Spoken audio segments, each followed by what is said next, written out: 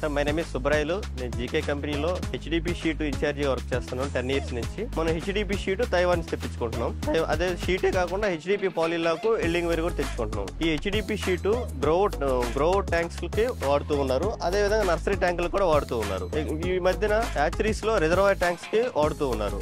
ఎందుకు హ్యాచరీస్ లో reservoir tanks వాడుతున్నారంటే water treatment చాలా బెస్ట్ గా ఉందనేసి మాకు ఫీడ్బ్యాక్ బాగా ఇచ్చారు. ఒక 3-4 years నుంచి హ్యాచరీస్ లో ఎక్కువగా రిజర్వాయర్ ట్యాంకులు చేస్తున్నారు. రౌండ్ ట్యాంక్స్ చేస్తూ ఉన్నాము, రెక్టాంగులు చేస్తూ ఉన్నాం. హ్యాచరీస్ లో తక్కువ ప్లేస్ ఉండడం వల్ల బిగ్ రిజర్వాయర్స్ కి ప్లాన్ చేయలేకపోతున్నారు. అదే స్మాల్ రిజర్వాయర్ లో అంటే ఇప్పుడు రౌండ్ ట్యాంక్స్ అదే విధంగా రెక్టాంగిల్ అక్కడ ఉన్న ప్లేస్ ని బేస్ చేసుకుని ఎన్ని టన్నులు వస్తుంది అనేది మేము చెప్తాము అక్కడికి వెళ్ళిన తర్వాత.